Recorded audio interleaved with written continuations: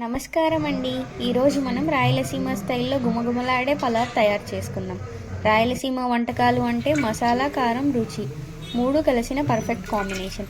ఇప్పుడు ఒక బౌల్ తీసుకొని అందులో ఆయిల్ వేసుకొని ఆయిల్ హీట్ అయిన తర్వాత మనం ముందుగానే కట్ చేసి పెట్టుకున్న ఒక 3 పచ్చిమిర్చిని వేసుకొని ఆయిల్లో బాగా ఫ్రై చేసుకోవాలి. పచ్చిమిర్చి బాగా ఫ్రై అయిన తర్వాత వెంటనే మనం ఆల్రెడీ కట్ చేసి పెట్టుకున్న ఒక ఉల్లిపాయని వేసుకొని ఉల్లిపాయని కూడా బాగా ఫ్రై చేసుకోవాలి.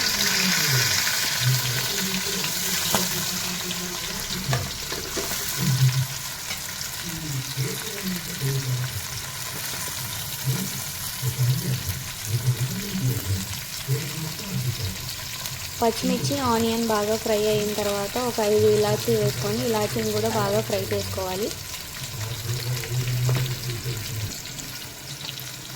అది కూడా బాగా ఫ్రై అయిపోయిన తర్వాత ఒక స్పూన్ ధనియా పౌడర్ వేసుకొని ధనియా పౌడర్ని కూడా ఆయిల్లో బాగా ఫ్రై చేసుకోవాలి.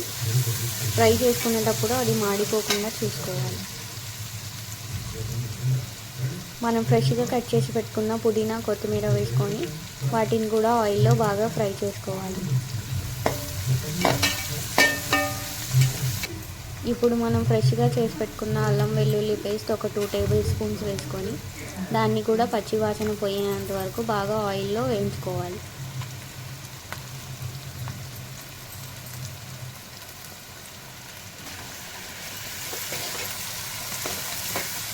అల్లం వెల్లుల్లి పేస్ట్ని పచ్చివాసన పోయేంత వరకు వేయించుకున్న తర్వాత కట్ చేసి పెట్టుకున్న ఒక టొమాటోని వేసుకొని బాగా ఫ్రై చేసుకోవాలి. ఆయిల్లో కలుపుకుంటూ ఉండాలి, అడుగు అంటుకోకుండా చూసుకోవాలి. ఇందులోనే కొంచెం ఉప్పు వేసుకొని కలుపుకున్న తర్వాత ఇందులోనే కొంచెం షాజీరా, కసూరి మేతిని కూడా వేసుకొని బాగా ఆయిల్లో ఫ్రై చేసుకోవాలి.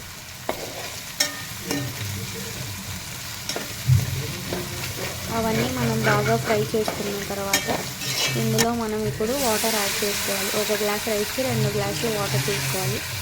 మేము ఒక 3 గ్లాసెస్ రైస్ తీసుకున్నాం కాబట్టి 6 గ్లాసెస్ వాటర్ వేసుకుంటున్నాం. వాటర్లో ఉప్పు చూసుకొని ఇప్పుడే వేసుకొని బాగా మరిగించుకోవాలి వాటర్ని.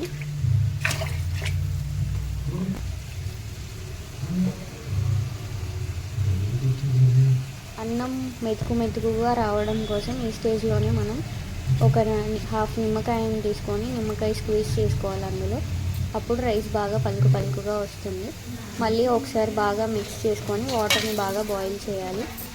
మనం పక్కన తీసి పెట్టుకున్న రైస్ ఇది. ఇప్పుడు వాటర్ బాగా బాయిల్ అయ్యేటప్పుడు అందులో ఈ రైస్ యాడ్ చేసుకొని ఒకసారి మిక్స్ చేసేసుకోవాలి.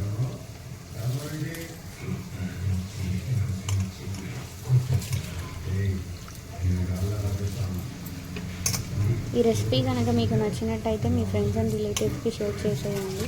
మరిన్ని రాయలసీమ వంటల కోసం రాయలసీమ రుచులను సబ్స్క్రైబ్ చేసేసుకొని లైక్ చేసి కామెంట్ చేసేయండి. మీరు ఎప్పుడైనా ఈ రెసిపీ ట్రై చేశారా?